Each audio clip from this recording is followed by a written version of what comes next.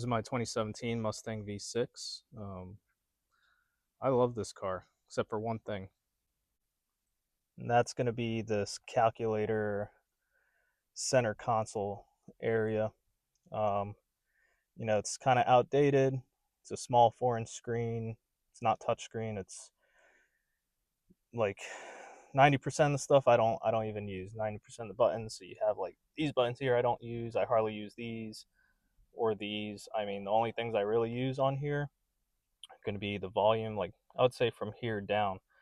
But yeah, all this stuff is taking up way too much space. So I'm gonna show you guys a little unboxing of what I got, and then after the unboxing, we'll go ahead and walk you through an installation of it.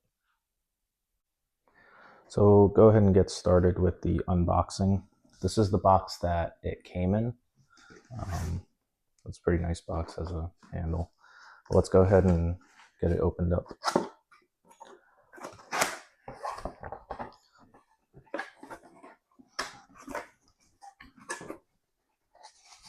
Alright, so it looks like it's packaged pretty well. Has some protection in there, some foam protection. Go ahead. I have the cables here. We'll go over each cable here in a second. Let's see. We have, put that there. Looks like we have the display right there. Let's see what else we have. That's it in the box. Put the box aside. Go ahead and lay out everything that's in here.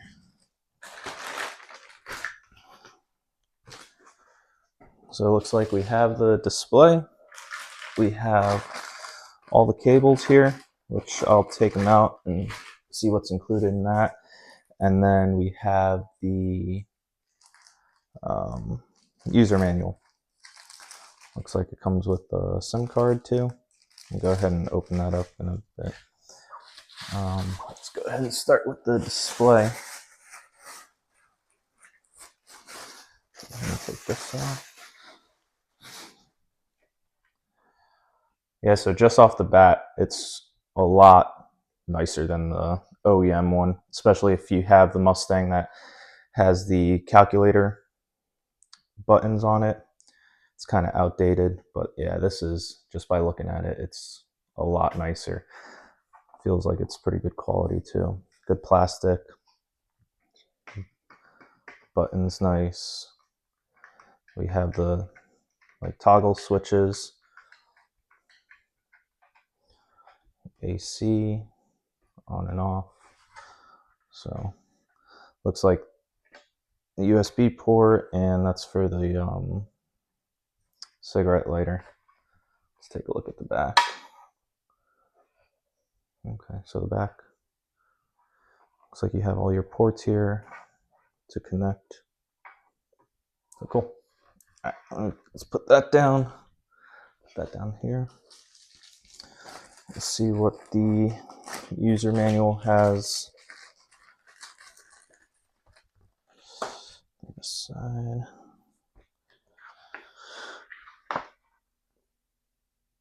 Okay. So it looks like your standard user manual for all your ports and how to connect everything.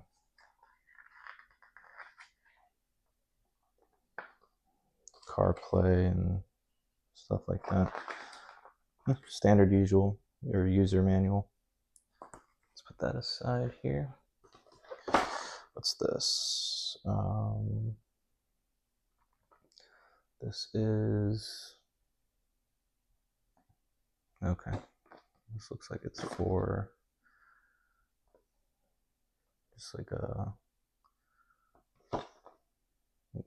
guide for certain wires. That aside, warranty card, Z-Link 5 user manual. Okay, so that looks like it's going to be for the CarPlay and mirror link. Okay, cool. Go with that. And then SIM card here.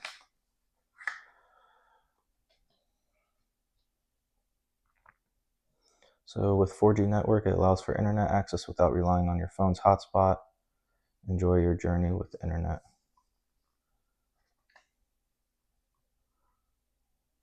Okay. So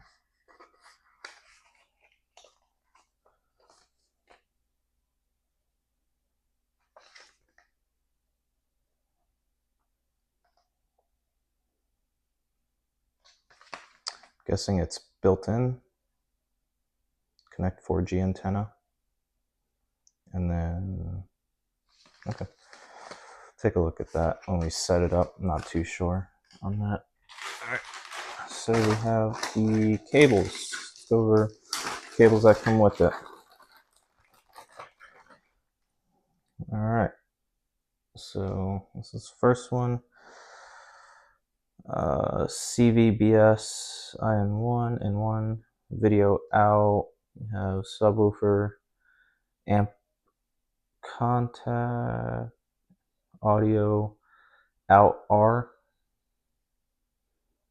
What's this? You have your aux in R. I'm guessing R is for right. Aux in L. You have a microphone here. Audio out L. And I don't know what this one is. It's not labeled, but I'm sure it's a connects on the back. This cable here. That side.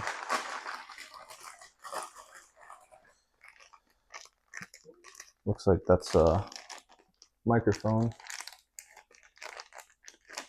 That side. Oh, this might be the antenna. Yeah, it looks like it might be the antenna. That side.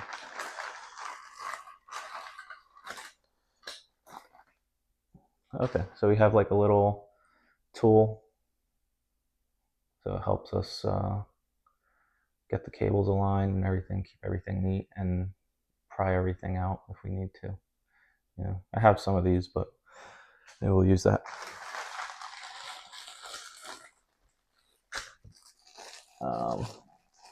Guessing that's like another antenna.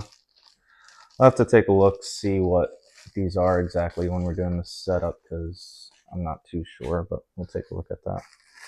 And here,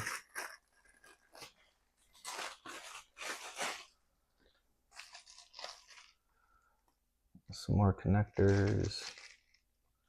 These look like the same, and then, oh, maybe this is the antenna. I'm not sure. We'll have to, like I said, we'll have to look at it again, see what's what. I'm just kind of showing you guys the cables that come with it. And then we have this. I believe this is like the main thing that connects to the back of the display here. See all these, like this big connector here. That might be like the receiver that goes on the back. Yeah, so you can kind of see here and here. These probably attach one there, and then the smaller one, I'm guessing, goes there. And then we have some others. We'll have to take a look, but yeah, that's everything that came in the box. So yeah, let's go ahead and start the installation. I'll kind of walk you guys through how to install it. All right, so the first step is going to be taking this small panel out. So you're gonna, if you want, you can open up your glove box and grab it from both sides, and you're gonna, there's 3 tabs, so you can pull it from the top, middle, and towards the bottom. Just be gentle with it. It'll pop out, and you have 3 tabs here, so you know where they're at. But yeah, just be gentle with it so you don't break anything. And then next, we're gonna go ahead and take this off. It's gonna be the same thing. You're gonna have clips, so just be gentle with it. So yeah, let me take this off really quick. So it's going to be kind of the same thing for this.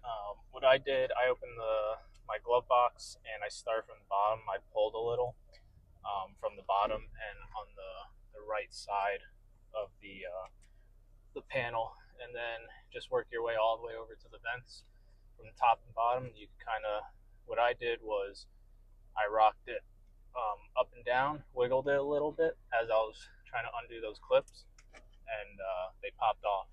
So that's what the backing looks like. Go ahead and just put that up here if it'll fit. Yeah, it'll be good. So that's what we're looking at right now. That's with the panels off that we need off. All right, so next we're going to take off this screw and this screw. They both use a 7mm socket, so go ahead and take off these two right here. All right, so next you're going to be taking off the panel that goes here. So best way to do it is if you use a flathead screwdriver, you can pop it open and then use a one of these tools to finish it off, just so you don't scratch the plastic. So use a screwdriver to pry it open, just because this was a little too flexible. See, it was bending. And then you could use this to pop the rest open. It should just come off. And then should see two more of the 7mm right there. So we're going to go ahead and pop those off as well.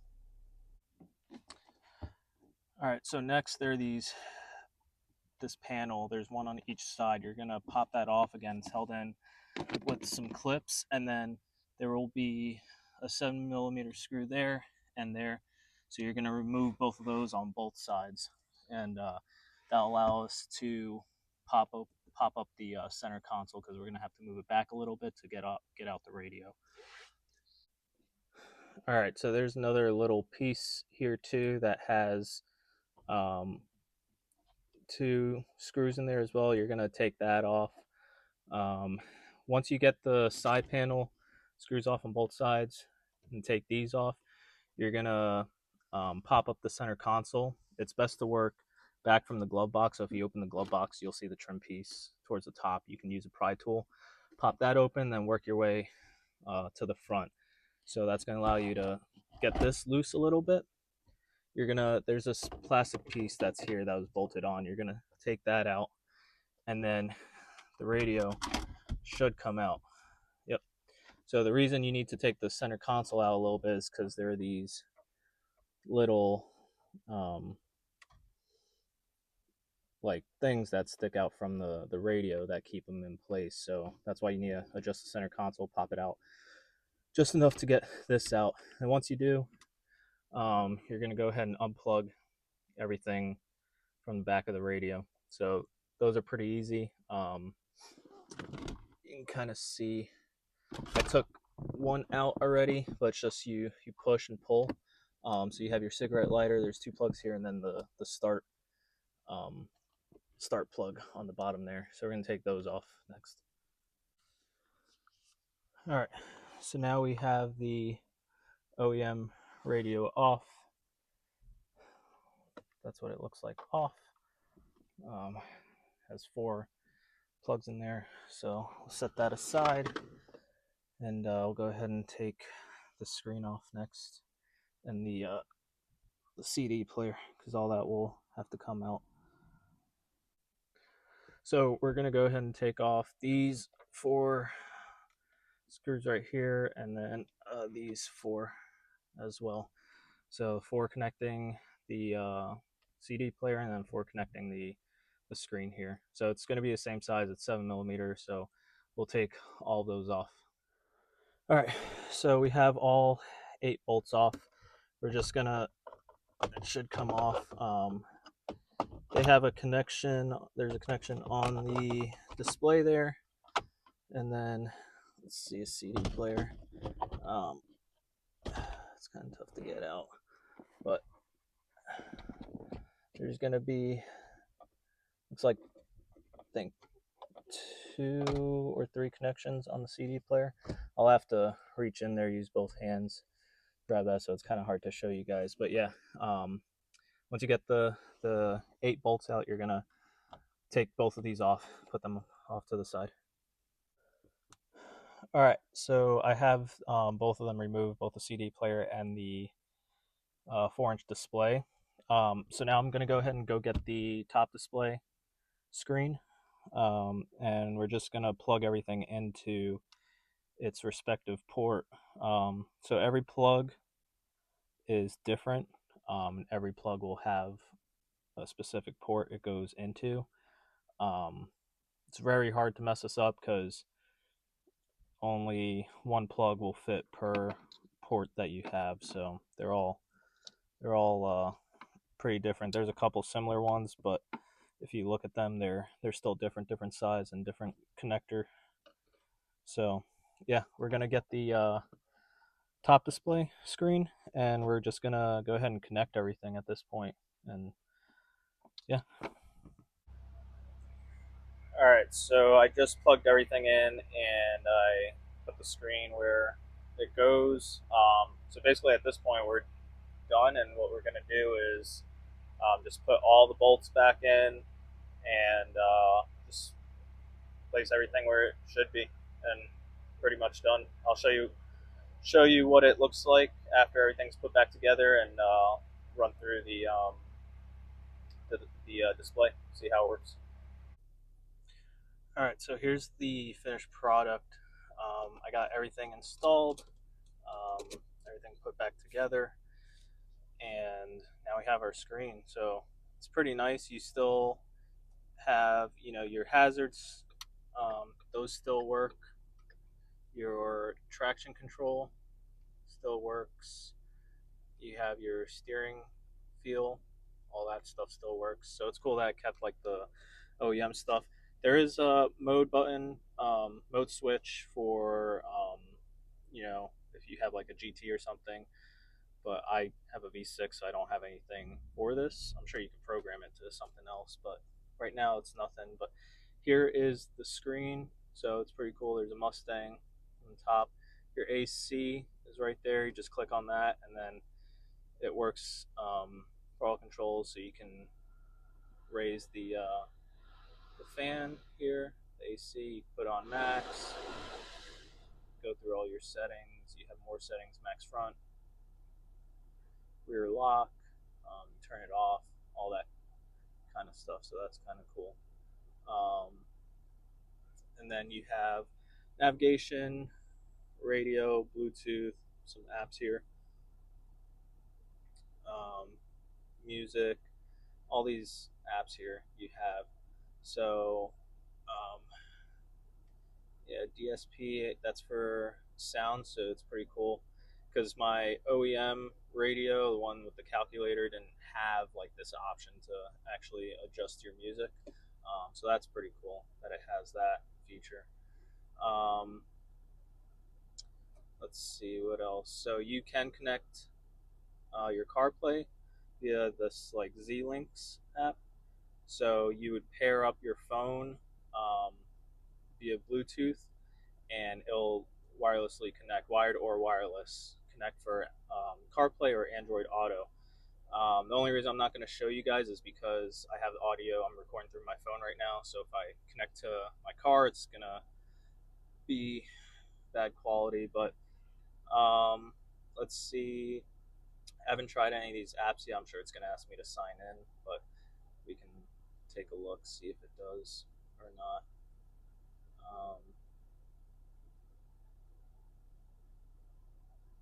Yeah, it's going to ask me to sign in. That was my first time opening it. But yeah, you have the Play Store, so you can download that kind of stuff. Um, yeah, I think it's pretty cool. You have all your settings here, so you can go through settings, logo settings, radio settings, all that stuff. And yeah, it works. So like I can use my volume, and you can see that picks it up on the display as well. So it works. It's pretty easy. You just plug and play, put everything back together, and there you have it. So Pretty cool setup.